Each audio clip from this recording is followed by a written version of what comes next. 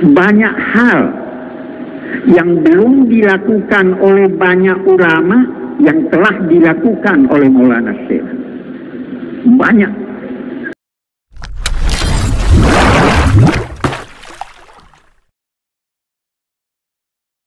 Dalam pertemuan kita ini melakukan tasyakuran, kita mengenang. Yang dikenang itu adalah Nahdlatul Watan dan penanam benih Nahdlatul Watan. Dalam konteks tasyakuran itu, setelah mengenang, kita ingin menggali, menampilkan kembali apa yang telah dilakukan oleh Maulana Syekh, dan kita bandingkan apa yang kita lakukan sekarang.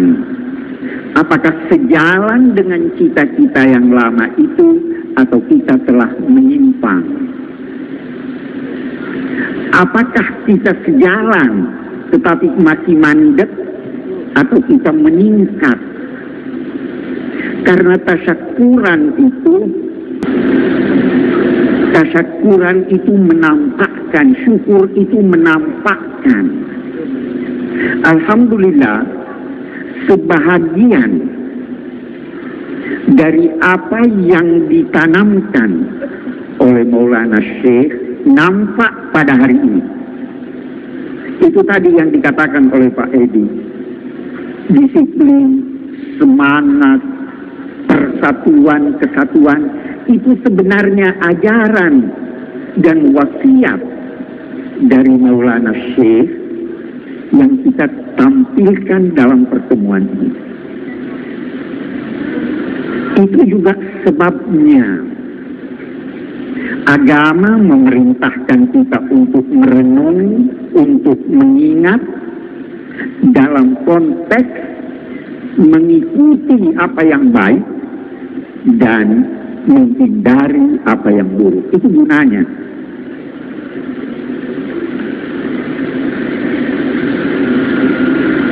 Banyak sekali hal yang wajar diteladani dari Maulana Syekh.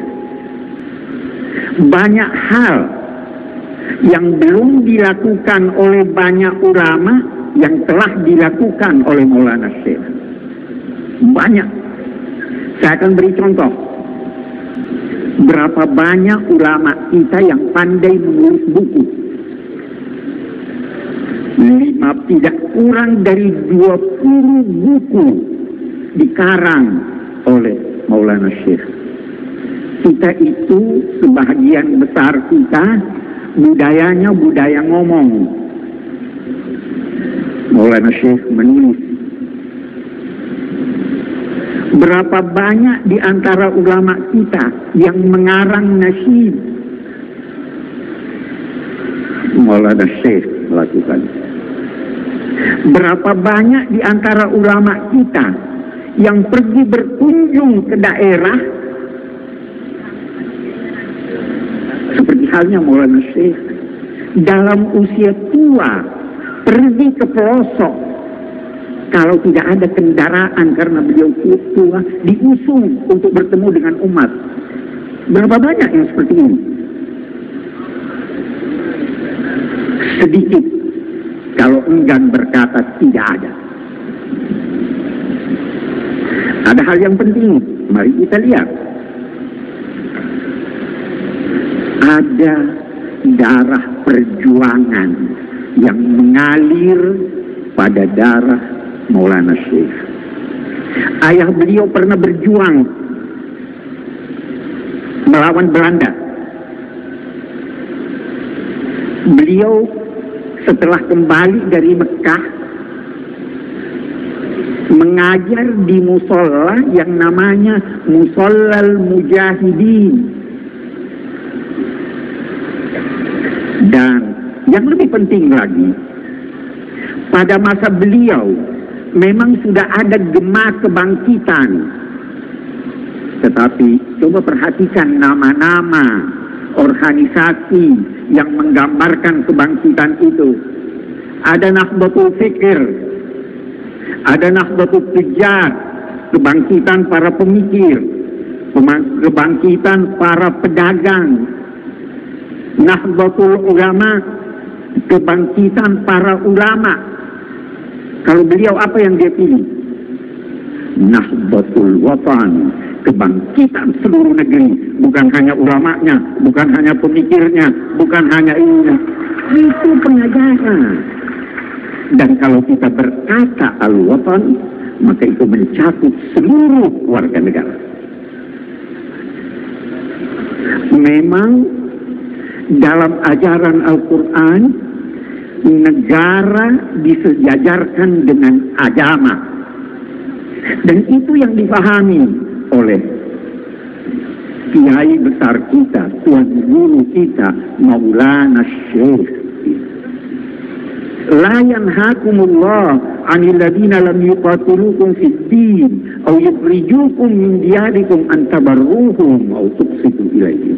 Allah tidak melarang kamu untuk berbuat baik dengan non-muslim selama, kita lihat, mereka memerangi kamu dalam agama atau mengusir kamu dari negeri kamu. Maulana Syekh menyandingkan antara agama dan negara. Ada hal yang menarik tadi dari ajaran beliau. Setelah 4 tahun mendirikan Nahdlatul Watan, beliau mendirikan Nahdlatul Banat. Rupanya beliau sadar bahwa membangun negara tanpa keterlibatan perempuan mengakibatkan setengah dari potensi masyarakat dan negara itu terabaikan.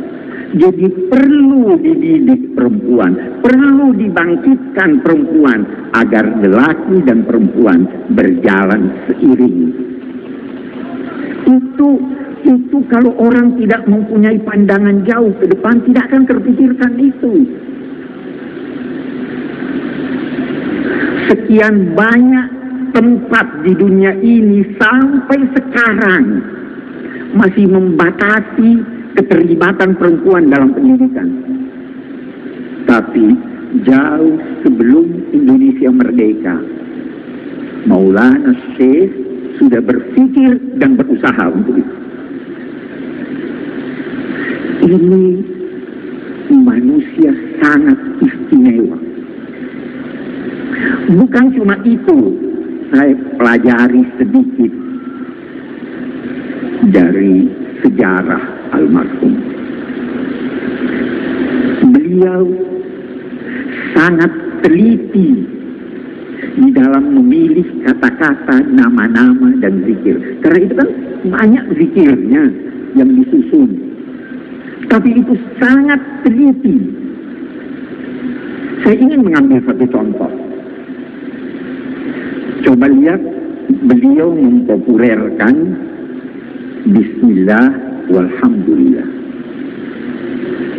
Itu ingin mengajarkan kepada kita bahwa mulailah pekerjaan Anda dengan 2 hal. Yang pertama, mohonlah bantuan Allah, tetapi dalam saat yang sama ingat Allah dan syukuri apa yang telah dianugerahkan kepada kita. Ada orang minta, tapi tidak ingat bahwa sudah banyak yang diberi oleh Allah kepadanya. Kita minta, tapi sambil berkata alhamdulillah, seakan-akan kita berkata seperti yang diajarkannya itu, kalaupun engkau tidak berikan ya Allah, apa yang saya minta ini, saya bersyukur, saya berterima kasih karena sudah banyak sebelumnya yang engkau beri. Itu maknanya. Mari kita lihat yang lain. Dalam doa-doa, dalam ucapan-ucapan yang beliau ajarkan. Bagaimana kalau menutup suatu uraian? Apa yang diucapkan?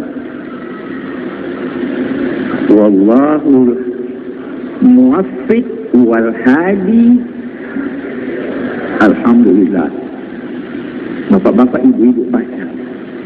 Tapi tahu apa maksudnya dipilih kata ar-rasyad. Apa itu ar-rasyad? Kita sekarang membutuhkan orang-orang yang memiliki rasyad. Rasyad atau rusyud itu adalah orang atau sesuatu yang tergabung di dalamnya fikir dan jiwa. Ada orang cuma pandai tapi tidak memiliki jiwa, tidak memiliki akhlak. Ada orang yang hanya memiliki akhlak, tidak pandai. Beliau mendidik kita dan berpesan, gabunglah dalam dirimu pengetahuan dan akhlak. Gabunglah dalam dirimu akal dan jiwa. Itu artinya semoga Allah mengantar kita, memberi kita petunjuk ke jalan, bukan cuma jalan ilmu, bukan cuma jalan hati, tetapi gabungan dari ilmu dan hati. Kedua-duanya kita perlukan. Ilmu mempercepat kita sampai ke tujuan, tetapi hati menetapkan arah yang kita tuju. Ilmu memelihara kita dari petaka duniawi, tetapi hati memelihara kita dari petaka ukhrawi. Ilmu hiasan lahir, hati hiasan batin.